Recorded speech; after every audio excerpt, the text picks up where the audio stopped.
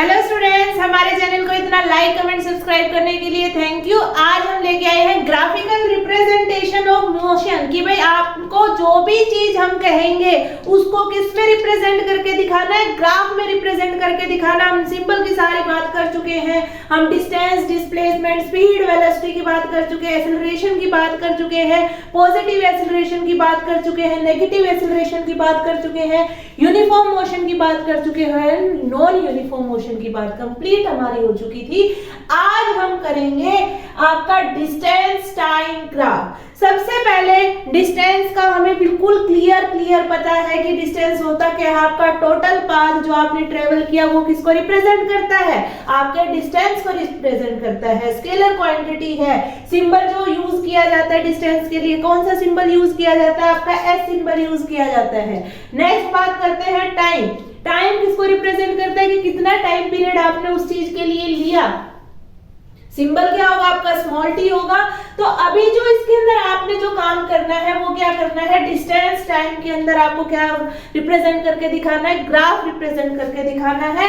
जब ऑब्जेक्ट क्या था, पहले किसी पोजीशन पे था, दोबारा किसी और पोजीशन के अंदर गया, तो वो आपको इसके अंदर रिप्रेजेंट करके दिखाना है। तो डिस्टेंस के लिए हमने क्या एक्सिस ली है, आपकी वाई एक्सिस ली है, और जो टाइम के लिए हमने कौन सी एक्सिस ली है, आपकी एक्स एक्सिस ली है। हमें लगता है कि अभी तक आपको एक्स और वाई को जो रिप्रेजेंट करने का बिल्कुल क्लियर पता होगा कि जो आपका हॉरिजॉन्टल एक्सिस होती है वो कौन सी रहेगी, आपकी एक्स एक्सिस, और जो वर्टिकल जो लाइन होती है वो किसको रिप्रेजेंट करती है, आपकी वाई एक्सिस को। अब जो वेरिएशंस इसके अंदर आएंगे वो वेरिएशंस कैसे आएंगे कि मान लीजिए जो ये वाई एक्सिस थी ये किसको रिप्रेजेंट कर रही थी, डिस्टेंस को रिप्रेजेंट कर रही थी। कोई भी ऑब्जेक्ट है क्या कर रहा है, पहले उसने डिस्टेंस किस पे गया, वो आपका S1 डिस्टेंस। तो आपका ओरिजिन से लेके उसने कौन सा डिस्टेंस ट्रेवल किया है, आपका S1 डिस्टेंस ट्रेवल किया है। फिर क्या हुआ, फिर उसका मूड फिर चेंज हुआ। उसने क्या किया, इस डिस्टेंस से अपनी पोजीशन को क्या कर लिया, चेंज कर लिया कि उसने डिस्टेंस को क्या कर दिया, बढ़ा दिया। बढ़ाया कहां से, S1 से कहां गया, वो S2 पोजीशन पे। अब उसकी पोजीशन S1 ना होकर क्या है, आपकी S2 पोजीशन है। अब हम ये नहीं कहेंगे कि है ना आप आगे चलते जा रहे हो टाइम नहीं बढ़ेगा, टाइम बिल्कुल बढ़ेगा।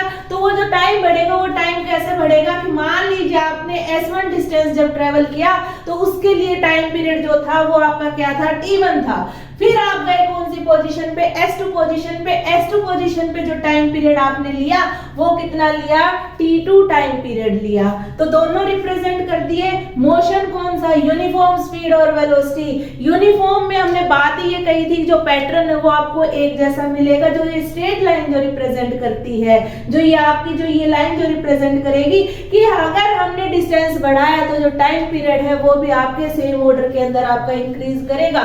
मान लीजिए आपने पहला कितना लिया है, 20 किलोमीटर 10 मिनट्स में। फिर अगला जो 20 किलोमीटर होगा वो भी कितने में होगा, आपका 10 मिनट्स में। अब जो बात हम इसमें करेंगे, यूनिफॉर्म वाली बात हमने कर ली।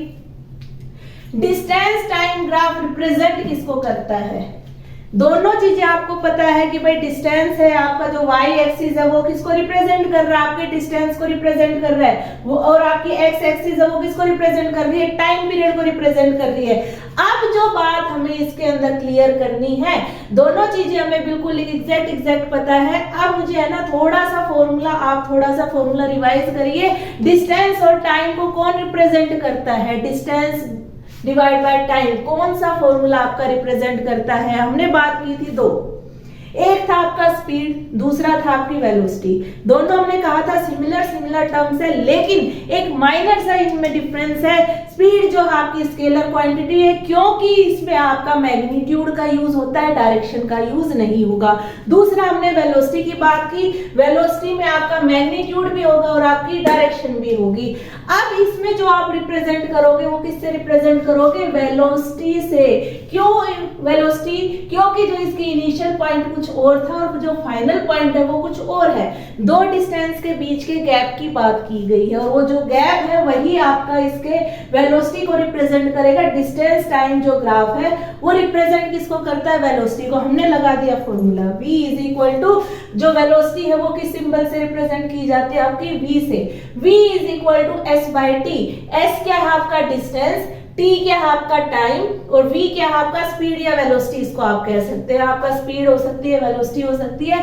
अब हमें जो वेलोसिटी निकालनी है गिवन डाटा से वो क्या मिलेगी, वेलोसिटी में क्या चेंज आ रहा है कि फाइनल पोजीशन कौन सी है, किस डिस्टेंस के ऊपर है आपका s2 के ऊपर, इनिशियल किस पोजीशन पे है आपका s1 पोजीशन पर। अब हम ये कह रहे हैं कि आपका डिस्टेंस में चेंज नहीं आएगा, आपका किसके अंदर भी चेंज आएगा, आपका टाइम पीरियड में भी आपका चेंज आएगा। जो टाइम पीरियड है आपका S2 पे, कौन सा टाइम पीरियड पे होगा, वो T2 टाइम पीरियड। भाई जो उसने टाइम लिया, मान लीजिए 40 है, 50 है, 60 है, तो ये कौन सी पोजीशन पे है, T2 पोजीशन पे है। जैसे आपने जब डिस्टेंस का डिफरेंस किया, डिफरेंस के लिए आपने क्या लिखा, S2 minus S1 divided by T2 minus T1, तो ये किसको रिप्रेजेंट करता है, आपका वेलोसिटी को। किसको रिप्रेजेंट करेगा, आपकी वेलोसिटी को। अगर हम बात करें कि भाई हमने यूनिफॉर्म मोशन के अंदर डिस्टेंस टाइम ग्राफ के अंदर क्या टर्म निकाल दी, वेलोसिटी निकाल दी, तो ये ग्राफ किसके लिए काम करेगा, वेलोसिटी के लिए। और ग्राफ किस किस के बीच में बनता है, आपका डिस्टेंस और टाइम। ये तो बात करी हमने यूनिफॉर्म स्पीड के लिए।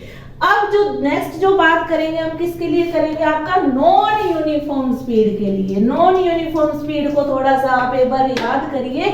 नॉन यूनिफॉर्म स्पीड क्या कहती थी, इसमें जो आपका टाइम पीरियड है नॉन यूनिफॉर्म स्पीड, अब इसमें भी जो आपका टाइम पीरियड है वो कौन रिप्रेजेंट करेगा, आपका t रिप्रेजेंट करेगा, तो ये t आपका आ गया। और ये कौन सा आपका रिप्रेजेंट करेगा, s रिप्रेजेंट करेगा। लेकिन हमें बिल्कुल क्लियर याद है कि नॉन यूनिफॉर्म मोशन के अंदर आपका कोई ऑर्डर फिक्स नहीं होता कि भाई आप जितना डिस्टेंस ट्रेवल कर रहे हैं कि जो टाइम का भी जो ऑर्डर होगा वो सेम होगा। मान लीजिए आपने पहला जो 20 है वो आपने 10 मिनट में ट्रेवल कर लिया, अगला जो 30 है वो आप है ना 30 मिनट्स में ट्रेवल कर रहे हैं, तो जो पैटर्न है वो पैटर्न आपका बिल्कुल भी एक जैसा नहीं है।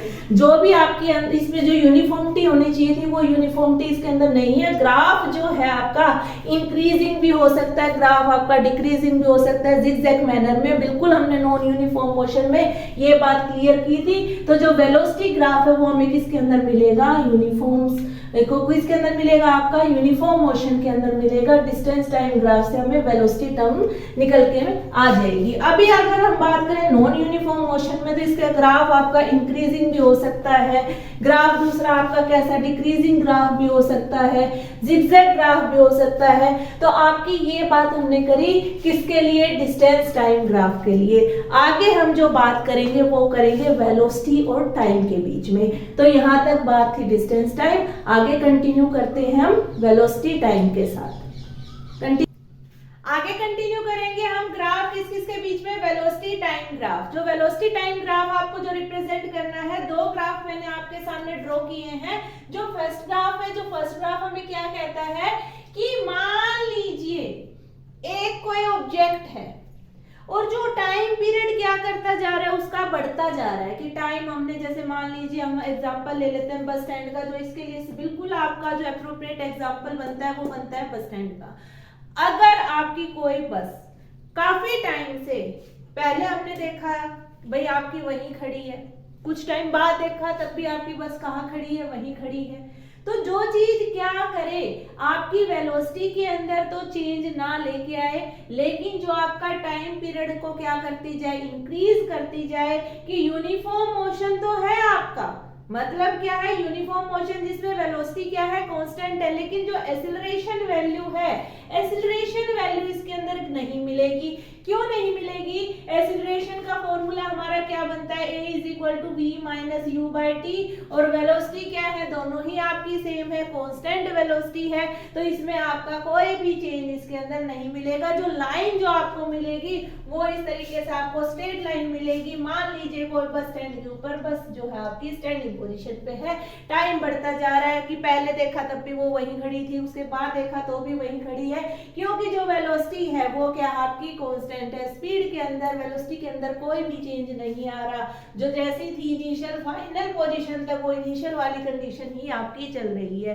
तो जो ग्राफ है, ये ग्राफ आपका किसको रिप्रेजेंट, एक्सीलरेशन को रिप्रेजेंट, कि भाई एक्सीलरेशन नहीं हुई इसमें, यूनिफॉर्म मोशन तो हमने दिखा दिया एक जैसा जो चलता जा रहा था कि भाई वेलोसिटी पहले भी वही थी, बाद में भी भी वही है, लेकिन जो टाइम पीरियड है वो आपका क्या करता जा रहा है, इंक्रीज करता जा रहा है। नेक्स्ट जो बात हम करेंगे, ये बात तो इसने एक्सेलरेशन नहीं दी, एक्सेलरेशन तो हमें रिक्वायर्ड है, एक्सेलरेशन चाहिए तो उसके लिए हम क्या करेंगे, एक ग्राफ हमने और आपके लिए ड्रॉ किया है, यूनिफॉर्म एक्सेलरेटेड मोशन, कि इसके अंदर जो मोशन आपका कैसा रहेगा, एक्सेलरेशन को रिप्रेजेंट करेगा। कैसे रिप्रेजेंट करेगा, जो ये ग्राफ है, ये ग्राफ भी हमने किसके बीच में बनाया, वेलोसिटी और टाइम पीरियड के बीच में।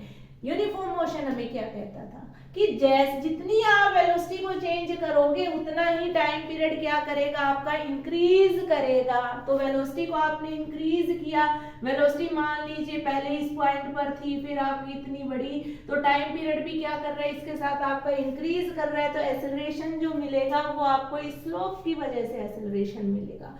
जो भी एक्सेलरेशन वैल्यू मिलेगी वो किसकी वजह से मिलेगी, आपको इस स्लोप की वजह से मिलेगी। तो ये तो बात की हमने किसके लिए, वेलोसिटी टाइम ग्राफ के लिए। अब बात करेंगे कि कुछ न्यूमेरिकल्स आपके आते हैं, न्यूमेरिकल किस कैसे आपके न्यूमेरिकल्स पूछे जाएंगे।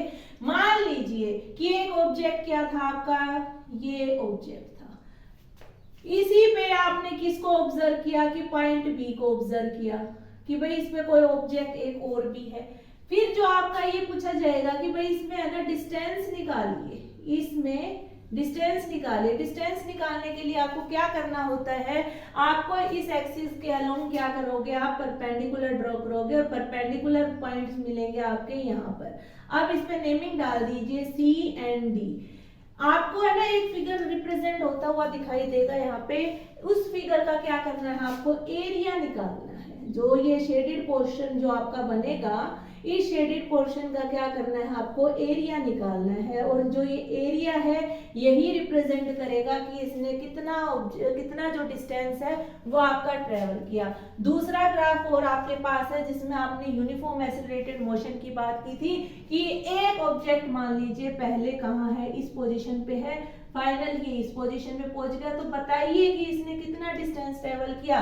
तो इसके लिए भी कंडीशन आपकी वही बनेगी कि आपको क्या करना पड़ेगा, परपेंडिकुलर ड्रॉ करने पड़ेंगे। यहाँ भी आपको एक परपेंडिकुलर ड्रॉ करना पड़ेगा, फिर आपको बना देना है शेडेड पोर्शन, और जो एरिया निकलेगा इस शेडेड पोर्शन का वही क्या हो जाएगा, आपका डिस्टेंस हो जाएगा। वो क्या रिप्रेजेंट करेगा, आपके डिस्टेंस को रिप्रेजेंट करेगा। एनसीईआरटी क्वेश्चन एक न्यूमेरिकल को हमें अच्छे से करना है। अभी थ्योरेटिकल पोर्शन चल रहा है हमारा, जब आपका न्यूमेरिकल पोर्शन जब आएगा तब हम एक एक क्वेश्चन को पूरा एरिया निकाल के उसको रिप्रेजेंट करके दिखाएंगे। थैंक यू क्लास, आगे कंटिन्यू करेंगे इक्वेशन ऑफ मोशन के साथ। Thank you.